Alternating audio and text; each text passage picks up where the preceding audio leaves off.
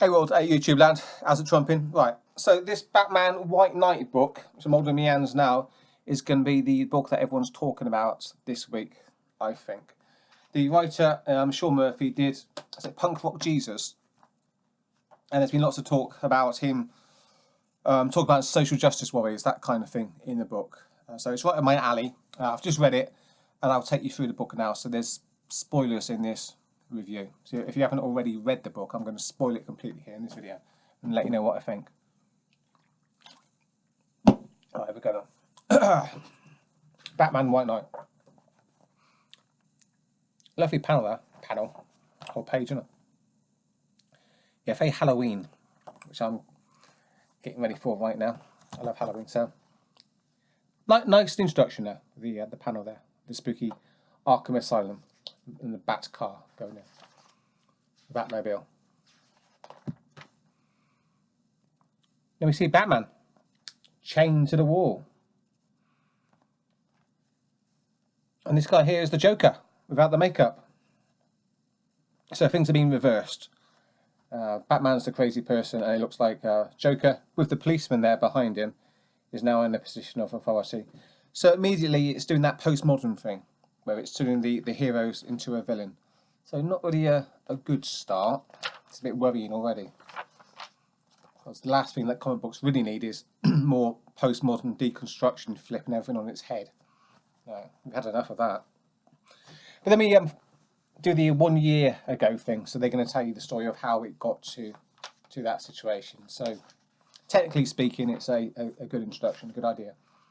You want to know how this situation occurred, so they're going to tell you here.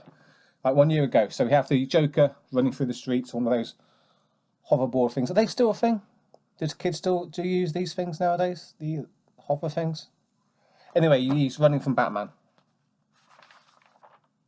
using his Batmobile, and it's causing lots of damage. So you kind of can already tell where this is going to go, because Batman looks like he doesn't care about the damage that he's causing. So it's going to be one of those stories where people are starting to question whether or not what's going on in Gotham with Batman chasing villains all over the place is not the fault of the villains, it's the fault of the Batman. This is kind of an old thing. It's been done lots of times before in comic books. I've seen this happen lots of times. So there we go. Nothing new there. He's chasing Joker around, and he's got it's Batgirl and Nightwing with him, and they're saying the Batman's not listening anymore. Like, I'm not even here. So he's something going on with Batman. He's not listening to his team. He's just getting reckless. He's after Joker. He catches up with Joker. There's a lot of chatting going on. And there's this panel here where I'll read out some of the dialogue. Joker's saying, "I'm the only one who really knows you, Batman. Your vigilantism isn't about justice. It's about control. Fixing the city is your pathetic way of salvaging the broken bits of your anima. But you're too stupid to see that it hasn't worked." Man, that's old stuff. That's Batman being a vigilante, working outside of the law makes him a criminal. And the Joker pointing out that you need me, we've got a symbiotic relationship here. That's kind of old as well. There's nothing that resonates as new going on here for me. But the artwork's cool. The artwork's very good. And the structure of the story is very solid. And we've got a moment here where Batman force feeds Joker with some pills, and it's recorded on one of those smartphone things that everyone's got nowadays. And that starts off a big media controversy that has Batman gone too far. So this very old media controversy trope thing is going on here. I think the important conversations today are going on online. They're not really going on in the mainstream media. So it probably would have been a better idea, more resonant with the times, if the writer here, Sean Murphy, had people talking about this on the internet. But he's still giving the mainstream media a lot of power to dictate what people are talking about in the world today. And I don't think that the mainstream media has the same power that they did just a few years ago. So it's kind of feeling old already. There's a mention here in this panel here of SJWs. But just because you mention SJWs, it doesn't mean that it's happening to something that's happening in the real world. You've got to do more than just mention it in a throwaway line, isn't it? The guy says, that was the previous commissioner, Gordon. That was the previous commissioner. Gordon has been working hard to overturn public opinion. The SJWs need to give him a chance. I don't see anyone on television talking about SJWs in just that throwaway manner. The SJW thing is something that people talk about online. Have you heard anyone on television saying the SJWs? Let me know in the comments, but I don't think it's a mainstream thing yet. It hasn't broken through to the mainstream. I don't think most people on the television would know what SJW is. It's a YouTube thing. Anyway, so it's a controversy now. People are feeling sorry for Joker, and Batman's becoming the villain. And again, we've got some great artwork here. There's a sad Harley Quinn. She doesn't play any role in the book, but she's sad. And then that's very nice, isn't it? Joker's portrayed as almost like a fanboy who went to Gotham to meet his hero, and the only relationship he could have with Batman was if he became a villain to him. So that's interesting. The actual portrayal of the Joker, or Jack Napier, they're calling him. I think that was the name in the Jack Nicholson movie, wasn't it? Jack Napier. So I do like what the writer Sean Murphy has done with the Joker character here. That is at least interesting to me. So there we go. We've got a good part of the story. It's not all negative. I do like, what he's doing with the Joker there. Joker the fanboy, the disappointed fanboy. And then we find out why Bruce is out of control. And he's out of control because his father figure is in a coma. Is Alfred, the butler. That's been done in another comic book. Now, not that he's in a coma. That's I think I did a review. Let me think about this. I did a review last week about Batman's relationship with Alfred, and Alfred being a father figure to him.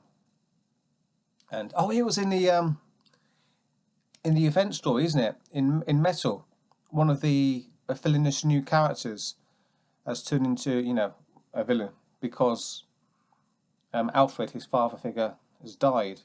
So in the Metal event, one of the Batman characters in the alternate universe has turned into a bad guy because of something that happened to Alfred. And it's the same in this book as well then. I don't know if the writers knew that they're doing the same thing here. But in this book, Batman's turning into a bit of a bad guy because of something that's happened to Alfred. Just a coincidence, really. But because this is the second time that I've read the father figure thing and Batman turning to the dark side because of what's happened to him, it has come across as less original. But that's not Murphy's fault. I don't suppose he knew what was going on in the Metal event. But anyway, let's go on. We're near the end now. I forgot what's happened at the end, so maybe it's not. Oh yeah, I know. The Joker takes off the makeup, becomes officially Jack Napier, uses his great intellect to sue the city, and he's declared at the end of the book that he's going to be. I'm going to be her White Knight. So he's going to be the White Knight of Gotham, which I guess ties into the beginning with Joker as the hero and Batman postmodern and locked up. I've got a problem with the term White Knight because White Knight to me is a derogatory term, meaning I don't know, your typical SJW Marvel writer on Twitter who's white knighting, mainly to protect the honour of some editor who's been criticised by somebody like Diversity in Comics. So in calling it White Knight, I don't perhaps get the image that the writer is intending. I get the image of a total loser Marvel comic book writing guy in his 50s cuck, really, an old liberal. So the title itself is a problem to me, and it also signals to me that the writer Sean Murphy doesn't really know what's going on with the current controversies to do with SJW Marvel and everything else that is happening on Twitter and YouTube.